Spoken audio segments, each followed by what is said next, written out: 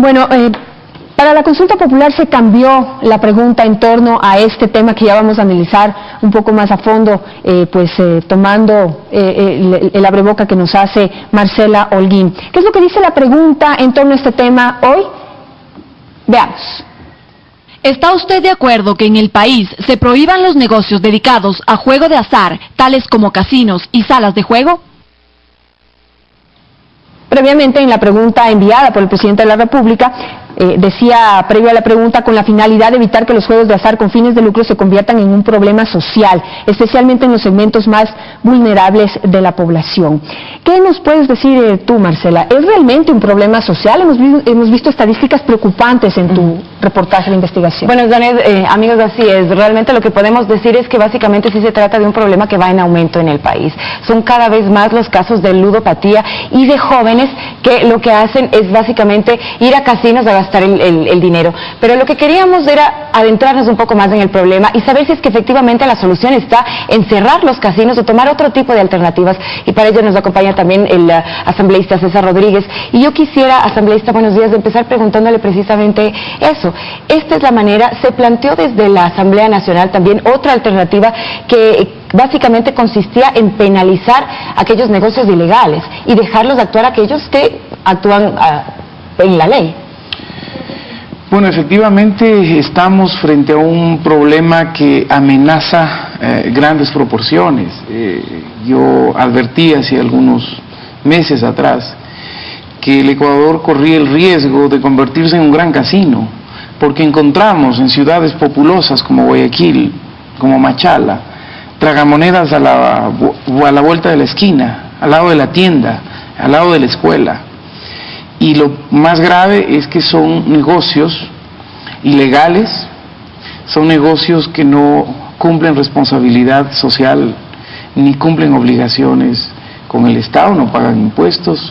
Se genera el peligro latente y cada vez en auge de que este juego sea convertido en un instrumento de grandes líneas de lavado de dinero. Pero a ver, lo que a mí me preocupa es lo siguiente, si es un problema social, o sea, no podemos atacar cerrando el casino, porque esa persona, si hoy es adicta a un casino y tiene un problema social, le cierran el casino y mañana se hace adicto a las drogas. Después prohibimos la venta de drogas, no sé cómo lo hacemos, evitamos que las drogas se vendan, pero tiene un problema social, entonces ya no es adicto a las drogas, ahora se hace adicto al sexo. Entonces, el problema social no se puede resolver con estas medidas que atacan no la causa del problema, sino pues un negocio en donde hay personas que pueden ser adictas, hay personas que no son adictas, que les gusta divertirse, que entran y salen del casino, van de vez en cuando, los turistas, por ejemplo, que vienen. Es decir, no veo de qué manera se puede resolver el problema social detrás de los casinos. Bueno, yo he sido partidario de que lo ilegal, lo que ha venido generando el problema social es exclusivamente ese renglón de juego ilegal, es el que debe ser combatido, debe ser rigurosamente penalizado, y así planteamos una reforma en la Asamblea Nacional. Desafortunadamente en la Mesa de Justicia que preside María Paula Romo no tuvimos apoyo y no tuvo fortaleza suficiente para aprobar la comisión esta mayor fuerza en penalizar, y nos pone frente al escenario de que el presidente de la República le consulte al país qué es lo que piensa sobre este tema, porque la consulta nos va a dar elementos para que en la Asamblea Nacional se establezca con claridad el tema de la normativa, si es que el pueblo nos dice definitivamente que el juego de azar, si está plenamente regulado, puede ser coexistente y puede seguir sin problemas. Pero aquí dice prohíban todos. Puede también, ahí, o sea, si el pueblo prohíbe, legales o ilegales. Si el pueblo prohíbe, cuando el soberano habla hay que escucharlo.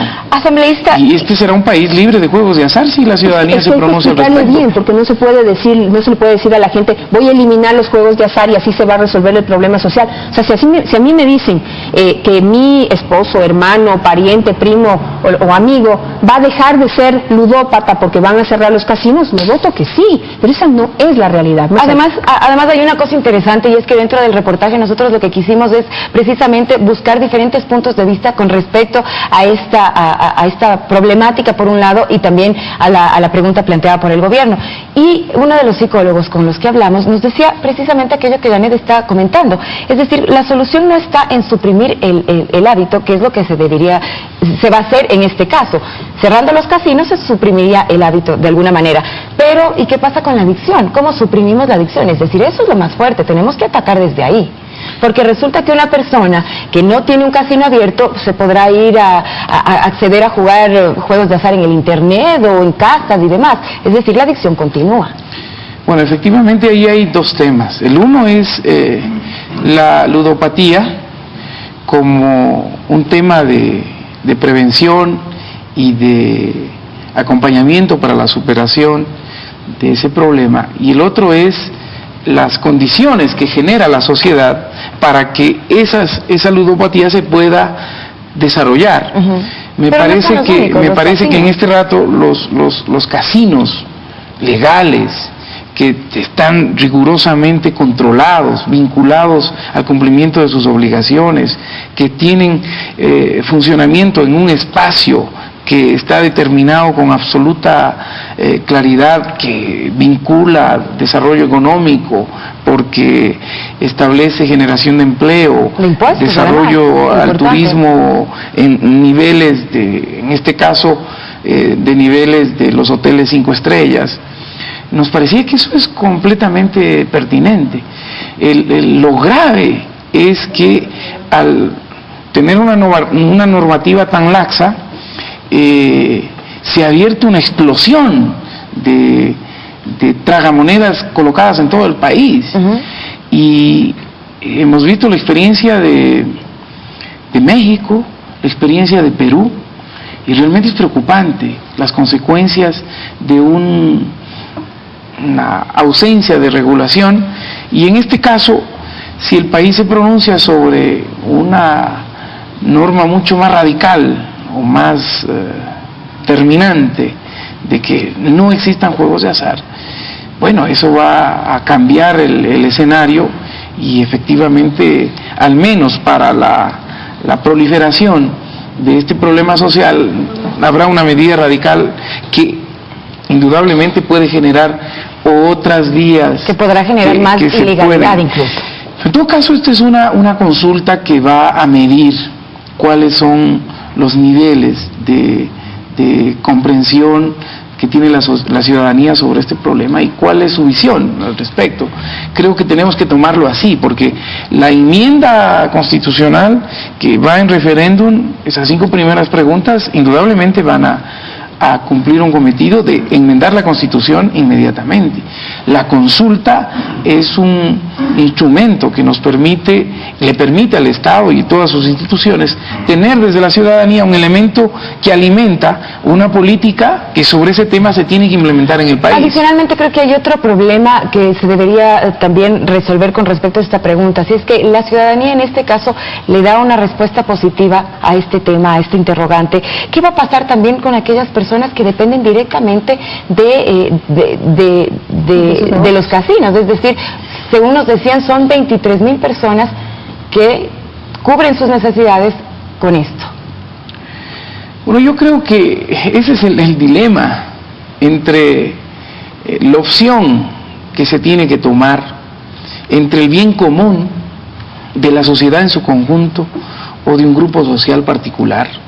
Creo que eso es lo terrible, y quienes tienen que asumir responsabilidades de Estado, y nosotros hemos sido muy enfáticos en decir que siempre, frente al bien común y frente al bien general de la sociedad, no dudaremos en tomar esa opción, aunque eso signifique afectación a determinado grupo, sector o corporación. Pero ese determinado grupo también es un debe problema. ser, primero, respetado y segundo, tomado en cuenta. Es decir, hay que buscar una alternativa de solución para aquellas 23,000 personas, porque no son una o no son dos, quienes estarán en un problema serio. Indudablemente, esto también es consecuencia de empresarios que no tienen responsabilidad social, que tienen solamente como fin último ganancia y ganancia sin importar el daño que pueda generar. Esto es consecuencia también de malos empresarios y de los empresarios buenos que han permitido que esto se desarrolle y que de alguna manera no han sido capaces de poner una alerta temprana a la sociedad y que terminan todos afectados, porque en este rato lo que está ocurriendo en la ciudad de Guayaquil, por ejemplo, donde vemos los altísimos niveles de inseguridad, de delincuencia, en ese plano nadie puede negar que si en cada esquina, al lado de la escuela, tenemos estas casas de juego ilegales, tragamonedas al lado de la tienda, ¿qué es lo que estamos generando? Eso indudablemente abona a este ambiente que a ratos la sensación que tiene la sociedad es que ya perdimos el control, por lo tanto hay que tomar medidas radicales. Pero les recuerdo la esencia de este tema y con esto tenemos que terminar porque se nos acabó el tiempo. El problema de fondo no está en los juegos de azar, el problema de fondo es que tenemos una sociedad con problemas. Si mañana cerramos los juegos de azar, muchos estarán de acuerdo, tal vez otros no vamos a terminar con el problema social. Yo quisiera, por ejemplo, y lo hablo como ciudadana y como a manera de ejemplo, que en la pregunta diga, ¿está usted de acuerdo que en el país se prohíban los negocios dedicados a los juegos de azar, tales como casinos y salas de juego, y que los ludópatas sean atendidos por el Ministerio de Salud o el Gobierno Nacional gratuitamente en su totalidad para poder sacarlos de la ludopatía? Entonces yo diría, bueno, es una medida, digamos, total, completa.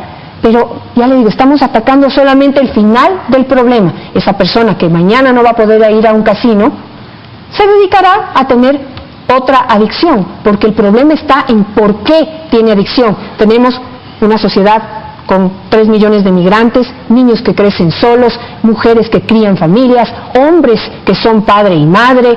Es decir, tenemos un problema social y bueno, solo estoy refiriéndome a la migración y tenemos miles de otros problemas, violencia intrafamiliar, machismo, en fin. Es decir, hay otros problemas que hay que atacar para poder resolver esto del problema social alrededor. Es como una pregunta que está ahí. Creo que la visión suya y la pregunta suya es abarcativa.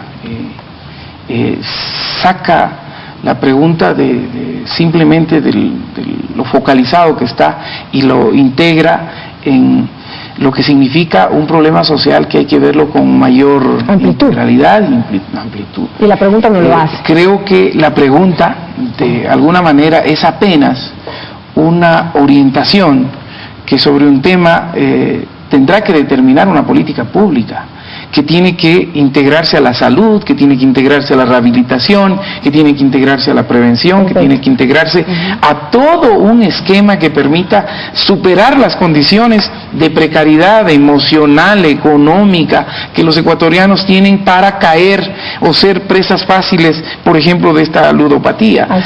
Construir escenarios en la sociedad que permita que tengamos elementos mucho más sanos para evitar estas situaciones terribles, estos dramas que viven determinadas familias y seres humanos, determina también una responsabilidad de la sociedad si somos permisivos o no con este tipo de puertas que cuando se abren también están permitiendo que estas situaciones proliferen. A lo mejor la ciudadanía nos da con su respuesta los elementos suficientes para que los tomadores de decisiones sepamos cómo orientar esa respuesta y garantizar que en el Ecuador ojalá podamos coexistir y tener una norma rigurosa, controlada y al mismo tiempo garantizar esa libertad que si no contrapone el desarrollo de la sociedad es políticamente correcto que exista. Y creo que también es bueno para terminar, Daniel, decir si es que esto realmente se trata también de un problema de salud o también de libertades, ¿no? Así es decir, como ven ustedes, hay mucha tela que cortar. Hay que seguir dialogando, hay que seguir conversando. Es importante que ustedes tengan toda la información necesaria. ¿Qué va a pasar? ¿Cuáles son las consecuencias? ¿Qué nuevos problemas se pueden generar si decimos que sí o decimos que no a una de las preguntas? Solo nos hemos concentrado en las preguntas que hacen, que quieren cambiar la Constitución, pero las de consulta popular también pueden cambiar radicalmente nuestras vidas o generarnos nuevos problemas con los que después vamos a tener que lidiar. Gracias, asambleísta. Encantado. También queda abierta la invitación para que en un futuro podamos analizar alguna precioso otra para pregunta. debatir estos temas.